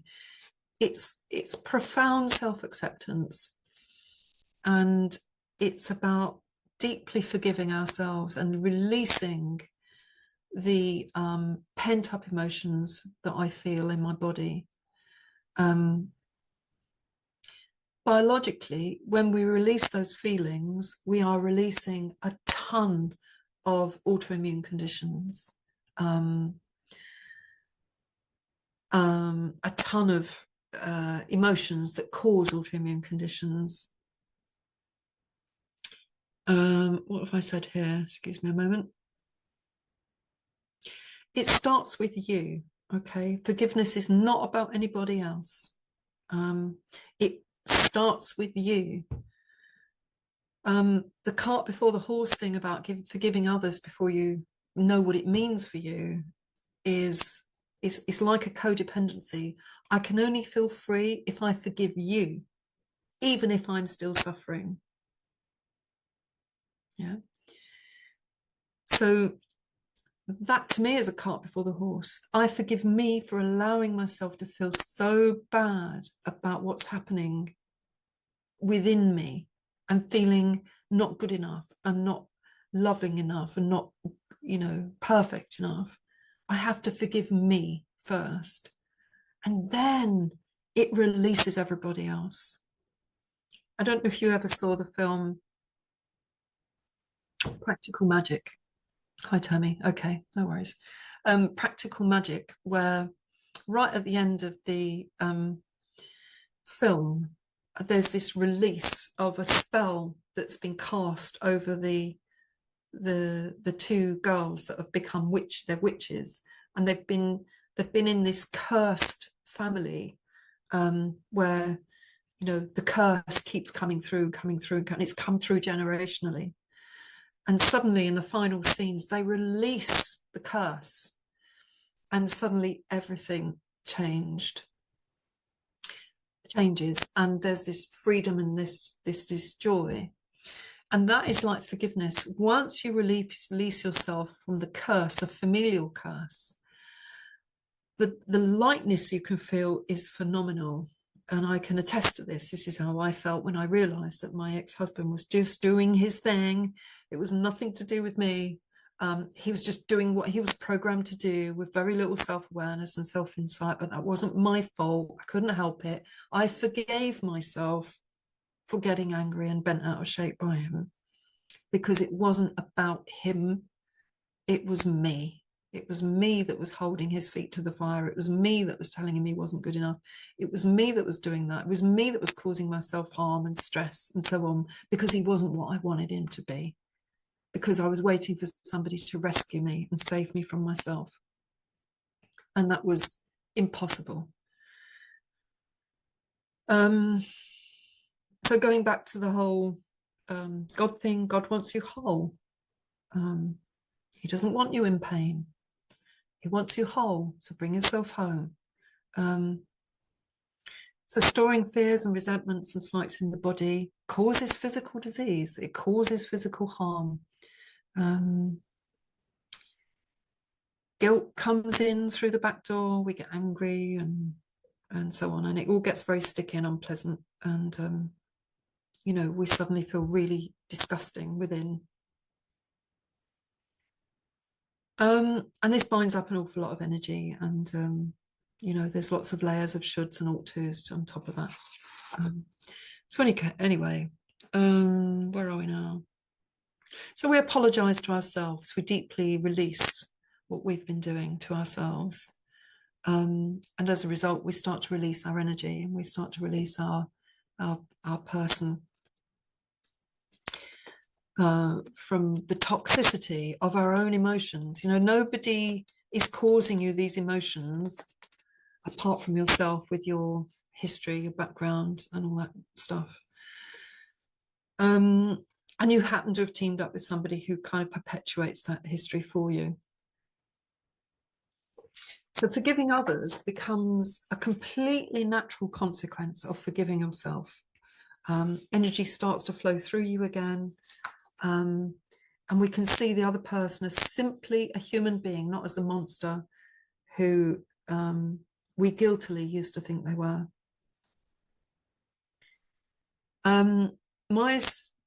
My personal journey had me very, very anxious about my daughter, who I feared would be on the spectrum like her father. And because I feared it, she had all the symptoms and signs of autism. I was deeply worried about her. And then one day I had this massive epiphany during my training and realized that it was never about me. And the minute I released that guilt, or that feeling that it might have been about me, the minute I let that go, my daughter changed profoundly, because suddenly I was available for her. Prior to that point, I was not available for her. I was so consumed with my own personal issues. I was not available for her. The minute I became available for her, then she grew, and she went from bottom of the class, looking out the window, couldn't focus on anything, to near the top of the class. Now, let me see what else is in the chat. Excuse me a moment. I'm having to just field this. Catherine, I studied Buddhism for several years, and when my husband beat the crap out of me, my elder said it was obviously my karma. They then wanted to know what I'd done. Needless to say, blaming the victim is never okay. Absolutely. Nothing to do with your karma. Okay, this is such a perversion of the Buddhist teachings. So yeah, please do not take that on. That is not what your karma is. Okay, I can talk about karma all day long, having practiced for 41 years. So Tammy, you have to leave. Yeah, that's fine. Okay, glad you joined us. Yeah, okay, that's cool. Yeah, absolutely. How would you feel? Could I have thumbs up, please? You can get your fingers over the thumbs up button. How would you feel about doing a little tiny visualization, a little bit of hypno visualization? Mia, good. Anyone else? If I can get sort of 3 or 4, I'll assume the rest of you do Pika. Good. Diana, okay. Sharon, okay. Lizzie, okay. All right. I'll take that as a yes from everyone, if that's all right with you. Marta, good. Yeah, lovely. Thumbs up. I've got a few thumbs up. That's amazing. All right. Let's do a little bit of visualization. Okay. So we're going to see if we can meet a really wise person, somebody who sees all that we are and is really gunning for us. Okay. So you can keep if you want to keep your video on, you can, or just turn it off. I know most of you have got them off. I want you to just take a nice deep breath and just let your body relax. Just breathe into your core. Keep your shoulders low. Keep your back straight if you can. You might be laying down or sitting up. Sometimes I say keep your shoulders low. Let your tummy expand. Otherwise, sometimes our anxious breath takes us high up into the shoulders, and we want to keep our shoulders low and the tummy big. Okay, so be aware of how you're breathing. Keep your shoulders low, breathe into your tummy, and breathe out. And on every outward breath, just relax just a little bit more. You're safe, you're in your center. Make sure you're comfortable where you are. There's not too much distraction around you. And I want you just to be aware of any thoughts that might be passing through your head, and just let them be like feathers on the breeze. Just let them float away. And if you really need them at the end, you can collect them back. But for now, all you need to do is listen to the sound of my voice, because this time is yours and you are free to use it. And I want you to imagine now that you're in a meadow. And I want you to notice how comfortable it feels in your meadow. Maybe you're swishing through the long grasses. Maybe the sun is shining on your skin. You feel warm and embraced. Maybe there's wildflowers or flies or bees or birds, a hummingbird. Maybe you can hear the sounds, smell the flowers, and feel what it feels like to be really supported in the meadow. I want you to imagine now that as you're there, feeling really warm, knowing that the sun isn't judging on you, it's not shining on you because you're worth it, it just shines. And it's giving of its energy very freely. And I want you to now imagine that as you're relaxed there in the meadow, feeling as free as you can feel, you notice there's a wood just across the way. It's a fascinating wood. It's something, it looks like it's inviting you, this woodland. As you walk over quietly, gently, in the sunshine to the edge of the wood, you peek in through the branches and through the trees. And you notice that there's this expansion, tall, beautiful tall trees, a canopy above. There's this coolness in the wood, like a freedom. And as you step into the woodland and you walk along the path, I want you just to notice what the path is made of. Feel it crunching under your feet. And as you look through the woodland, you might notice a deer or a squirrel or a fox. They look at you for a moment and then run off, doing their own thing. Maybe you can hear woodpeckers or crows or owls, whatever. And as you wander through the woods just further ahead, you notice there's a clearing that is full of sunshine. And as you step into the clearing, you feel immediately warmed again. And in the clearing, there's this little cottage. And it has a little puff of smoke coming out the chimney. And the front door is just ajar. And it's as though they've been waiting for you for the longest time, welcoming you, wanting to bring you into the hearth. And as you go up to the door, and you just knock on the door gently and push it ajar, a figure comes walking down through the passageway and says, "Oh, hello, my dear, do come in. I've been waiting for you." And you step in through the door, not knowing quite where you are. And this figure invites you into their kitchen. "Please sit down, take a seat. I've been waiting for you." And I want you to notice the warmth and the kindness of this person, whether it's male or female. And how comfortable it feels to be in their company. And this person brings you tea and cake and biscuits and sits down opposite you. "Well, my dear, tell me, what is it you want to ask me? I'm here for you." And I want you to ask the questions that are the most important to you right now.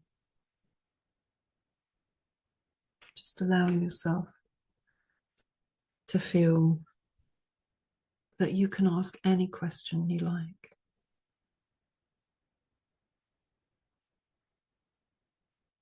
And as you ask the question,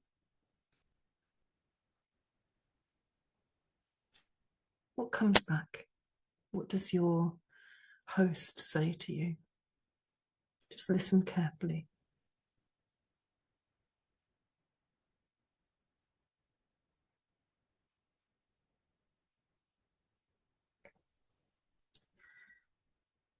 And as your host speaks to you, there will be more questions. Feel free to ask them. You are welcome.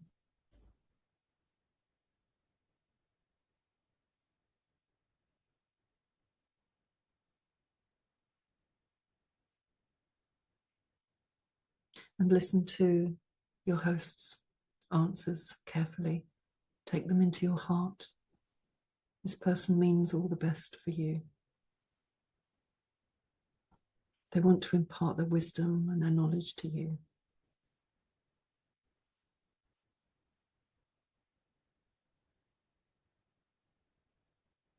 Just take another minute just to exchange questions and answers.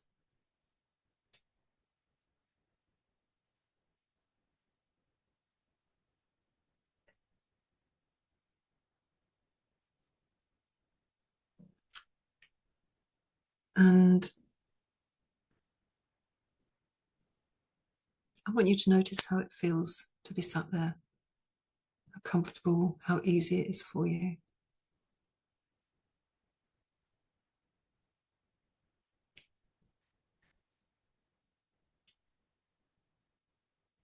Maybe there's relief, happiness, sadness, witnessing, recognition, whatever it is that's coming your way.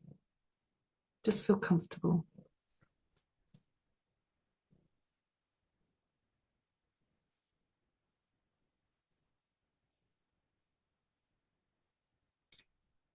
And the host wants you to know that this is a safe place for you. You can come here anytime. You are welcome, always. My door is always open. And there's always tea in the pot and cake in the cupboard.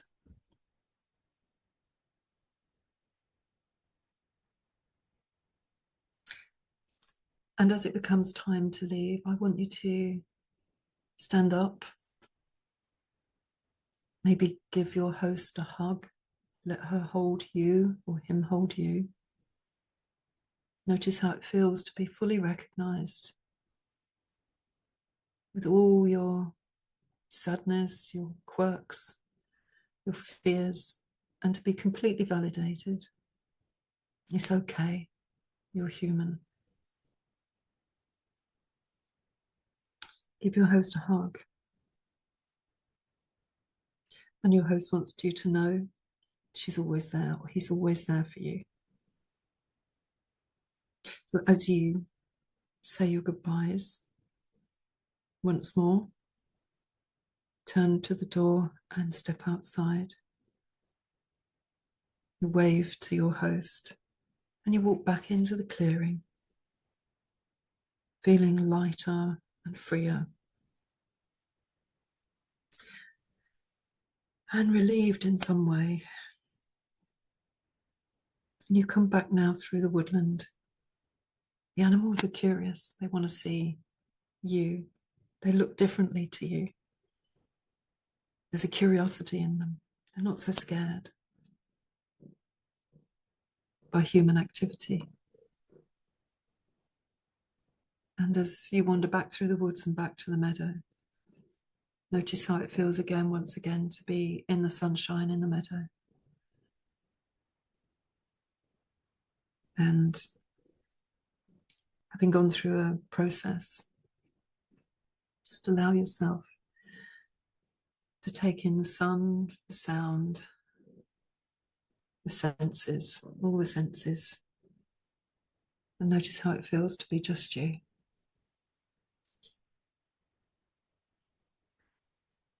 And very soon, once you're feeling more at peace with you, and you've been through an experience of release and forgiveness and recognition, just prepare yourself very slowly to bring your focus back into the here and now. Just feeling warm, refreshed, and revitalized, and opening your eyes and bringing yourself back when you're ready and not before.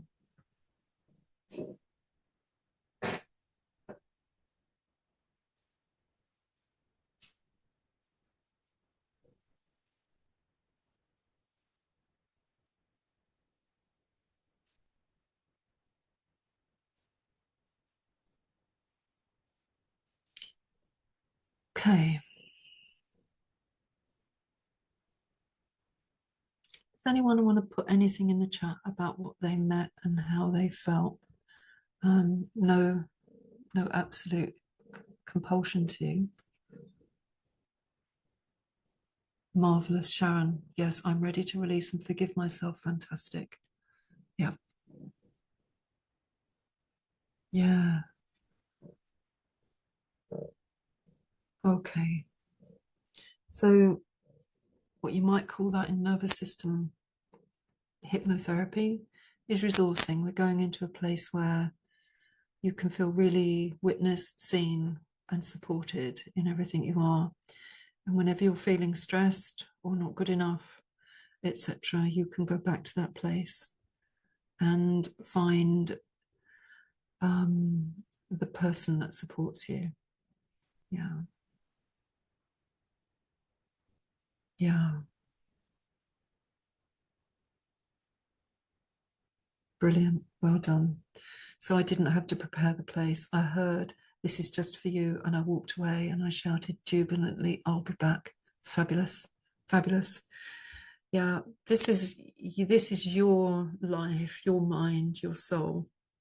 Embrace it, love it, learn to love you. Use this as a resource to really get a deep reflection of your value and your worth and how much you are treasured by you ultimately, but obviously by yourself. Okay. So it's getting on for 9 o'clock. I have got a whole segment here. If anyone wants to drop into the chat, just please do. I'm more than happy to field any questions. I've got a whole segment here on sex, but I don't know if you want to talk about it or not. It tends to be one of those things that a lot of therapists, walk past, assuming that, it's a bit too down and dirty to talk about. But it is important to talk about, but I don't need to go there. Okay, I need to hear about it, Sharon. Thank you. Anyone else? Let me have a show of hands. Please just put your hand up if you want to hear about sex.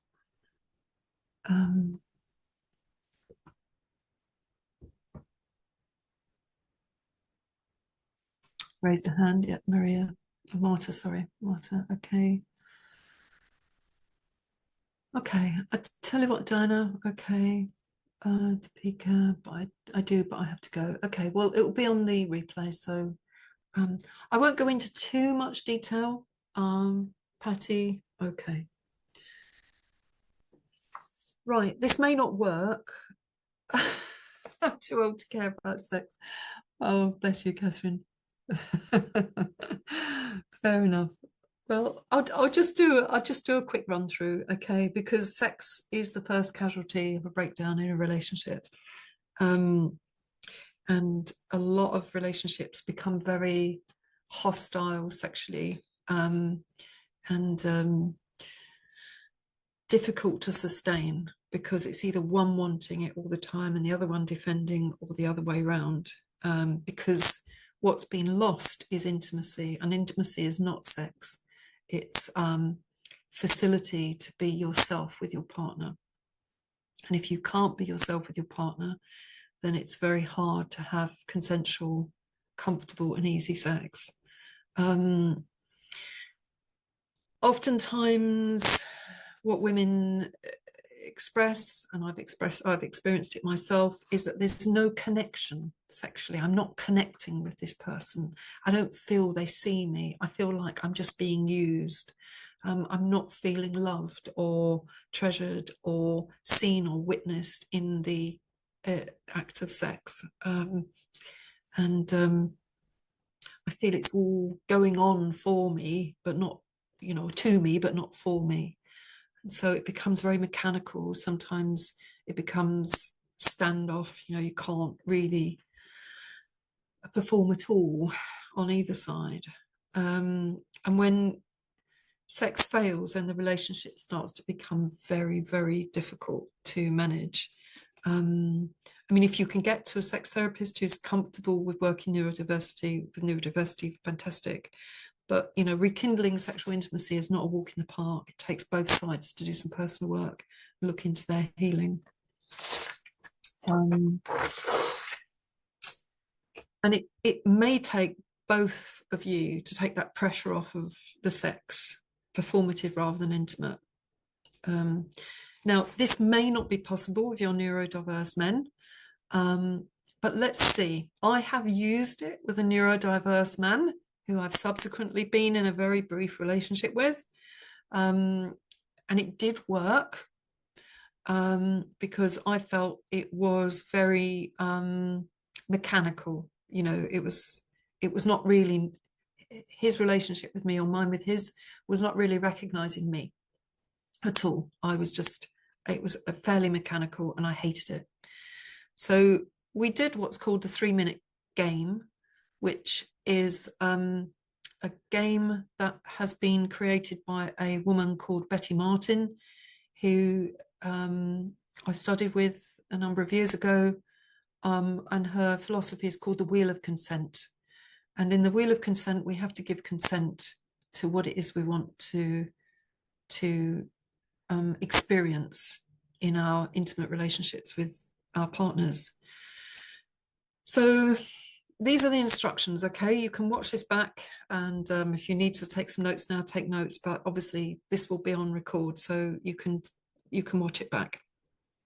So you don't even have to get naked for this. You can just do it semi-clad, but if you want to be naked, that's fine too. But you have to agree that you're going to go and play some games, 3-minute games. Okay, and the game is, I'm going to take it in turns. You each detail what it is you don't want. Okay, so you might say, I don't want full sex. And then you say, but what I would like is for you to stroke my tummy, stroke my arms, whatever.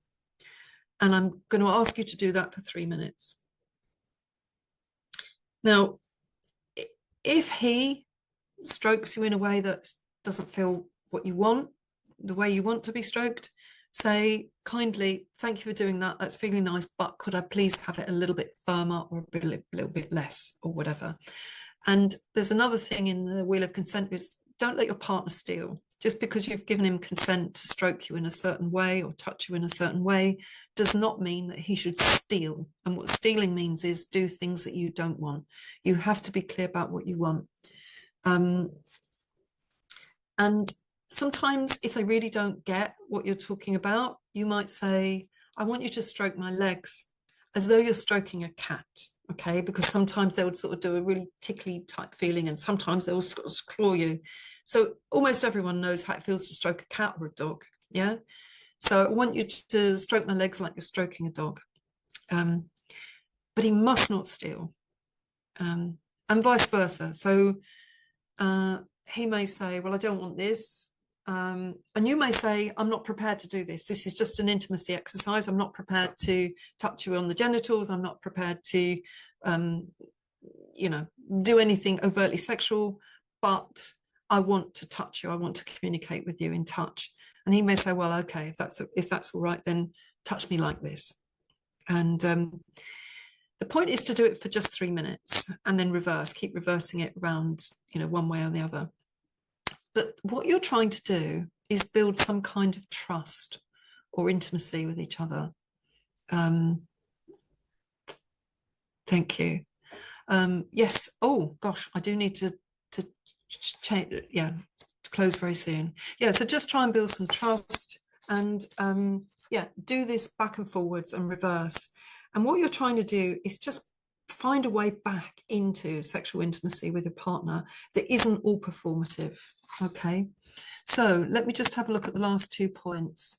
Thank you so much. Heartfelt thank you to Jenny for sharing a bit of connected visit. Wishing you a wonderful rest of your day. Okay, all right.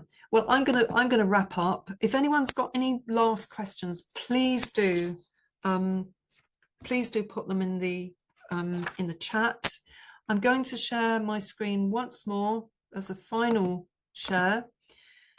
This should come through quite easily on the recording, and so you will be able to see it. So these are the resources that I would like to share with you. These are some of the books I've read over the years that are very, very instructive, very important that I've read. There are some various websites and places that you can visit. If you want to come and see me, I offer a 3-minute free call and a newsletter. And the free call, you'll see that on the website. And if you just want the newsletter, go all the way down to the bottom and you'll see just a sign up box of the website. We have a newsletter, a free 30 minutes, a platform, which is like a platform solely for women with ME chronic fatigue. We have a private Facebook group. I have courses running every 3-4 months, and I have a community check-in. Our focus is always on healing, not on perpetuating where we've come from. And I think that's it for now. So yeah, that's it for now.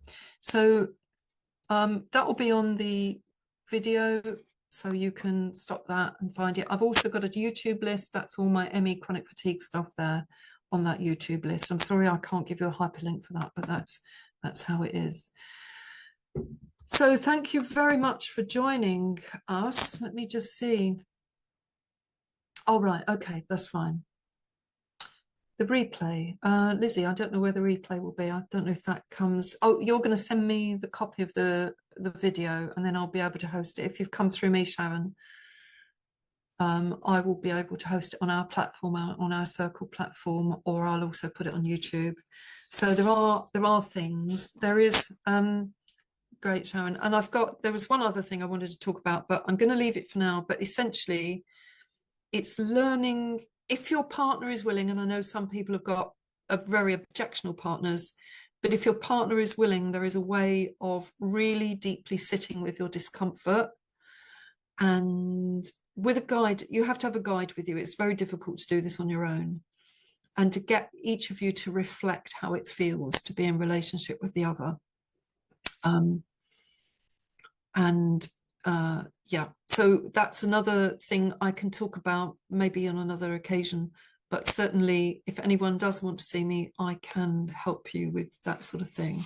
So is there anyone else who've got any more questions? Because we've answered most of them as well, all of them as we've gone through. And I know we've lost quite a few people now because it is getting late and people need to move on.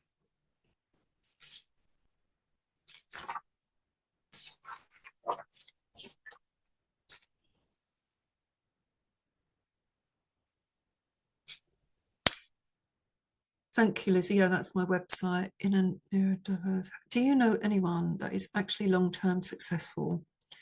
It's difficult for me to know because people will come to me and I'll troubleshoot with them and then I don't hear from them. So I'll do my best to level with them.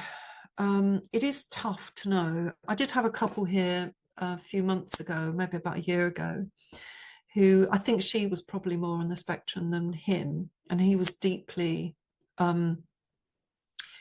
disconnected and really, really desperate for connection with her.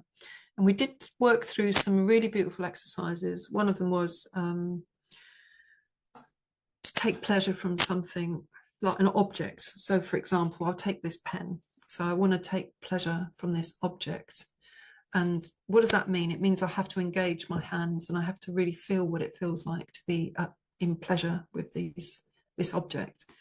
And then there's exercises in giving and taking and what it feels like to give and what it feels like to take.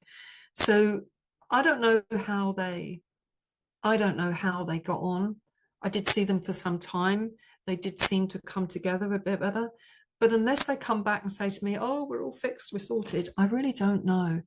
I did have a couple once come to me a number of years ago who were separated, that was not working at all. And they actually got together again and they got back together. I don't know what the quality of the relationship was like, but I know they got back together. I can also direct you to a woman on YouTube whose speciality is sexual relations. She doesn't know a great deal about autistic spectrum disorders because I've already had a chat with her. Her name is Laura Howe. I'll put her in the comments, and that is also the name of her channel on YouTube. She's got an awful lot of work on at the moment because her channel has gone stratospheric in the last 6 months, 7 months, because this is such a difficult problem in relationships, that the intimate connection that you have with your partner is very hard. Cool. So thank you, Sharon. Yes, I'm not sure. Thank you, Marta. I'm not sure how long it would take. Thanks, Jenny. Very helpful. Thanks, Jackie. Beautiful way to explain it. Thank you, Lizzie. Thank you for a great presentation. You're welcome. And thank you, Mary Marlers. Thank you so much. Such a beautiful class. Oh, that's great. Thank you, Lizzie. You never know when you're talking to such, a diverse group of people, how it's going to land. So thank you for that. I really appreciate that. So if you're ready, we can close there. Okay. And if you want to, that's lovely. Yeah, a few hearts, thumbs up, whatever it is you feel. Thank you, Sharon. Yeah, I'm just amazing. Okay, marvelous. Well, thank you so much for joining us, and for Lizzie for obviously, bringing this to you on my part. And thank you for your focus and attention. I wish you all the best, and may the force be with you, as they say.